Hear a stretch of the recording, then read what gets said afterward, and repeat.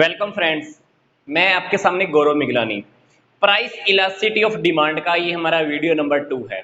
इससे पहले एक वीडियो आपकी इसी चैनल पर अपलोड हो चुका है जिसमें हमने ये देखा है कि प्राइस इलास्टिसिटी ऑफ डिमांड क्या होता है। उसमें हमने एक परसेंटेज मेथड भी देखा है प्राइस इलास्टिसिटी ऑफ डिमांड को मेजर करने का, जिसको हम प्रोपोर्शनेट मेथड भी कहते हैं। अब परसेंटेज मेथड के अंदर फॉर्मूला हमने क्या यूज किया था, elasticity of demand is equal to, minus का सिंबल हमारा प्रीफिक्स रहता है, फिक्स लगाना होता है हमको, initial price initial quantity into change in quantity below change in price. अब दो क्वेश्चन हमारे सामने आते हैं, हम परसेंटेज मेथड क्यों अप्लाई करते हैं, दूसरी बात हम माइनस सिंबल क्यों लगाते हैं इस फॉर्मूला के बाहर। ये दो क्वेश्चन हमारे मन में आ सकते हैं। अगर दो प्रोडक्ट का, दो कमोडिटी का अगर आपको कंपैरिजन करना है और आप कंपैरिजन अगर आप अच्छे से करना चाहते हो, एग्जैक्ट करना चाहते हो, तो परसेंटेज मेथड, प्रोपोर्शनेट मेथड जिसको हम बोलते हैं, इसको आप अगर आप अप्लाई करते हो तो आपका कंपैरिजन एग्जैक्टली हो पाएगा, आपको आंसर एग्जैक्टली मिल पाएगा। मतलब आपको यह पता लग पाएगा कि प्राइस में चेंज होने की वजह से क्वांटिटी में एग्जैक्टली कितना परसेंटेज चेंज आया है। मतलब अगर हम परसेंटेज मेथड अगर अप्लाई नहीं करते हैं या एब्सोल्यूट मेथड अप्लाई कर देते हैं जो हमने थ्योरी ऑफ डिमांड में देखा था, तो उससे हमको एग्जैक्ट आंसर नहीं मिल पाएगा, कंपैरिजन आपका अच्छे से नहीं हो पाएगा।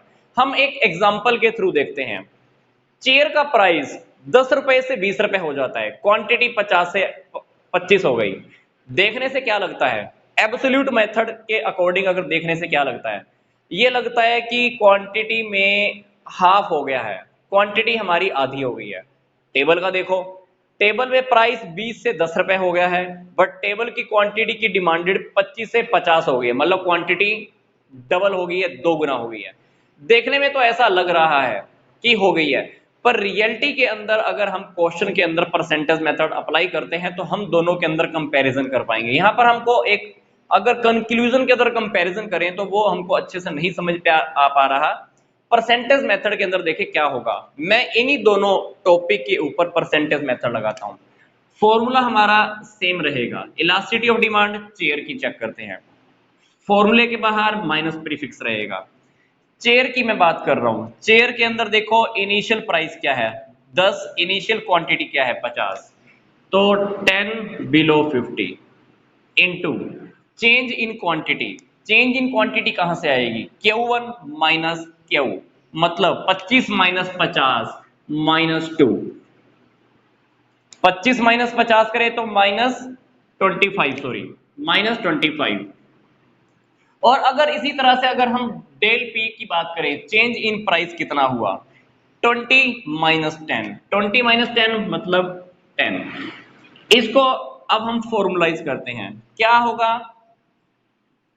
2, 10 से 10 क्रॉस, माइनस से माइनस कट, 1/2 मतलब 0.5। अब इसी तरह से ही हम टेबल का देखते हैं, टेबल की इलास्टिसिटी ऑफ डिमांड चेक करते हैं, माइनस सिंबल प्रीफिक्स, स्टार्टिंग का प्राइस 20, स्टार्टिंग की quantity 25 into change in quantity. Change in quantity क्या है, Q1 माइनस Q मतलब 25, Q1 माइनस Q। नीचे क्या लिखना है, P1 माइनस P मतलब 10 माइनस 20 मतलब माइनस 10 आ जाएगा। 25 से 25 क्रॉस हो गया, ये कितने पे गया 2 पे, आंसर क्या आया 2, क्योंकि माइनस और माइनस जाके प्लस हो गए। चेयर के अंदर आंसर क्या आया 0.5। ये 0.5 क्या इंडिकेट करता है, ये 0 पॉइंट ये इंडिकेट करता है कि चेयर के प्राइस में 1% चेंज होने की वजह से डिमांड में कितना परसेंटेज चेंज आया है, 0.5% चेंज आया है। तो टेबल का क्या बताता है आंसर, टेबल वाला जो हमने elasticity of demand find out की है वो क्या बताता है, ये बताता है कि प्राइस में 1% चेंज आने की वजह से डिमांड के अंदर कितना परसेंट चेंज आ रहा है, 2% चेंज आ रहा है। मतलब इलास्टिसिटी किसमें ज्यादा है, इसमें ज्यादा है, क्योंकि इसमें फ्लेक्सिबिलिटी ज्यादा है। इसमें 1% चेंज आता है तो देखो सिर्फ 0.5% चेंज आ रहा है, इसमें 1% चेंज आता है तो 2% चेंज आ जाता है। मतलब फ्लेक्सिबिलिटी किसमें ज्यादा है? डिमांड में। डिमांड की फ्लेक्सिबिलिटी इसमें ज्यादा है। तो परसेंटेज मेथड ही हमको एग्जैक्टली बता सकता है कि फ्लेक्सिबिलिटी किसमें ज्यादा है। अदरवाइज एब्सोल्यूट मेथड से देखने में क्या समझ में आ ही नहीं रहा था। इसमें दिख रहा था कि क्वांटिटी कितनी हो गई, आधी हो गई। इसमें क्या लग रहा था? डिमांड क्वांटिटी कितनी हो गई? डबल हो गई।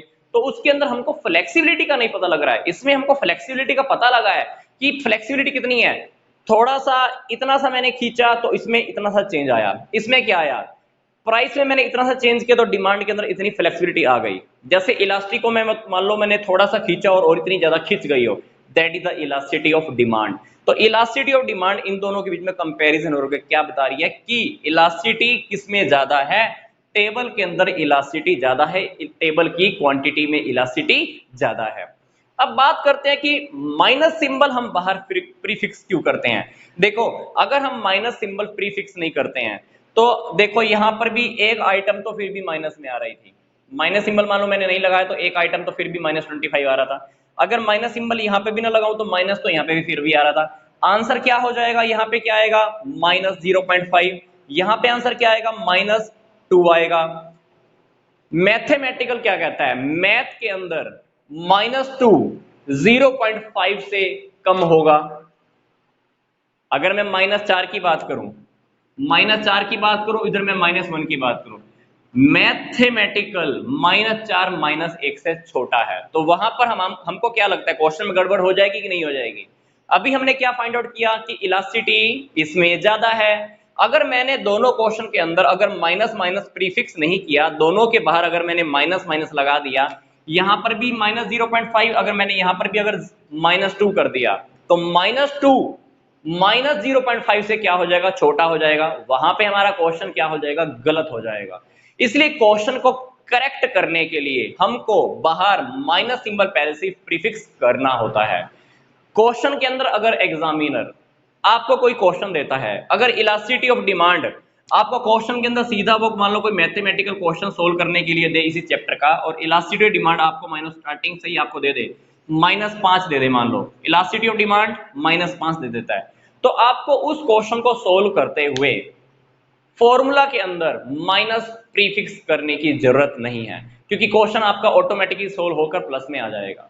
मतलब एग्जामिनर अगर आपको पहले से माइनस लगा के दे रहा है, इलास्टिसिटी ऑफ डिमांड मान लो उसने दे दिया -5, तो आपको माइनस सिंबल फॉर्मूला में अटैच करने का जरूरत नहीं है। तो आई होप आपके दोनों क्वेश्चंस के आंसर आपको मिल चुके होंगे। परसेंटेज में क्यों चेकअप करते हैं, दूसरी बात माइनस सिंबल क्यों प्रीफिक्स करते हैं। नेक्स्ट वीडियो में हम ये देखने वाले हैं कि डिग्रीज क्या होती है, प्राइस इलास्टिसिटी ऑफ डिमांड की डिग्रीज क्या होती है। बिल्कुल सिंपल मेथड है, बिल्कुल सिंपल टेक्निक से मैं आपको नेक्स्ट वीडियो के अंदर समझाऊंगा, आप देखना मत भूलिएगा। तो यहां तक का वीडियो देखने के लिए आपका बहुत बहुत धन्यवाद।